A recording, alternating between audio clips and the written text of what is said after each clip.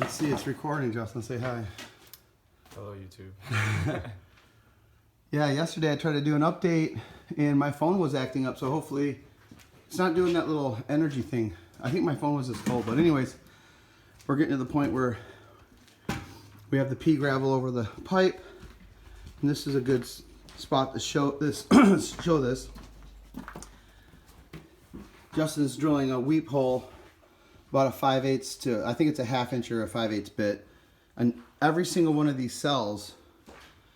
And you can see that we have this weeping tile put in right below the footing. You can see right about that. You can see the difference in the color.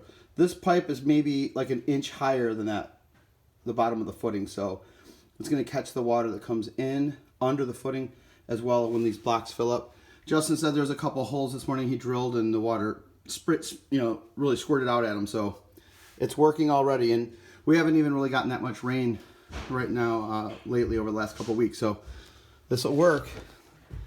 And then the hard part of this, this job was digging this trench, getting rid of all this dirt. Here's where the 90's at. And some people might point out that we didn't use the sock to cover the pipe, but the reason why I didn't use it is just because of the money. It costs like $50. It's basically double the price, and I look at it like it never had this before. It'd be 100 years from now before you ever had to worry about soot eventually getting in there and through those small slots. So, and you could even jet stream it out. You could send something up through the crock holes if that was the case. But you can see down in there, you can already see the water right now is almost at the top of the pipe. I don't know if you can see that well, but anyways, yeah, we have this set about a 1/2 inch to an inch below the finished floor. And oh yeah, and then since the last video, the reason why we cut this wider here was to replace the pipe, but then we realized this was actually cut wide enough to replace this.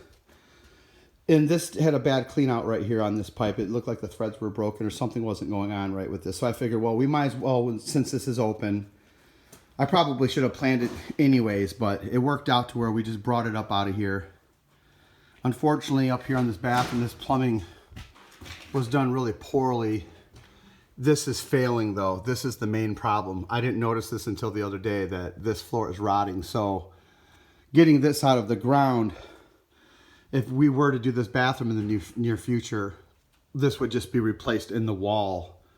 And then a lot of times what I'll do is I'll actually take out the ceiling and cut the pipe up above in the attic. So at least all the PVC it's all brand new pipe in the walls. And we have this wire here as a support because when we cut this stuff can be heavy. That's rotted.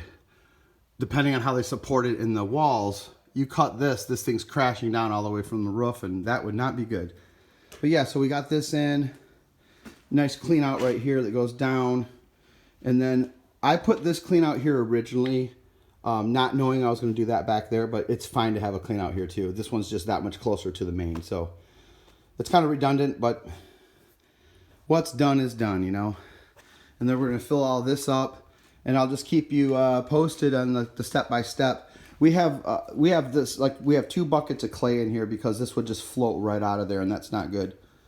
So, well, now that the water's coming in, it wouldn't float out because it's equal in the pressure. But sometimes if you have water already in there and you don't get your pipes cut in where the water cannot go down in there and the water table starts coming up, it'll just push this up with tremendous force.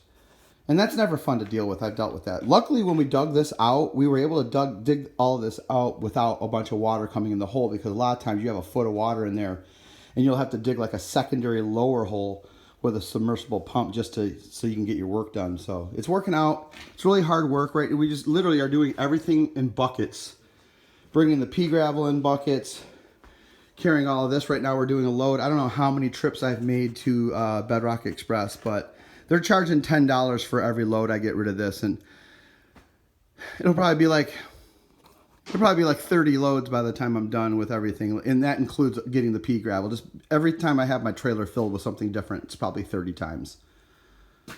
And then right now, since that post, literally this post rotted when Justin was jacking this up. So right now we just have a 20-ton bottle jack, and we just jack this up just to replace the post for now, because that's why this is sagging. That's got to be why, because the post looked like it was in good shape, and it was literally just, he said he was jackhammering, and then the column just started tipping over on him. It wasn't even fastened up here. So that's just another reason. But that at least explains why it's sagging. It's a post that looks perfectly fine that's just been rusting, and it just keeps collapsing on itself to where you couldn't even tell it was rusted. It looked fine. You can see all the rust dust right there. But anyways, this is where we're at. We're just going to keep getting rid of this today and bringing P-Stone in, and we're going to start, Justin's going to just keep continuing to drill holes all the way around here. And then once that's all done, we're going to do a little retainer wall for the stone, and then we're going to form for the concrete. So I'll do videos on that as well. So anyways, this is Dave signing off.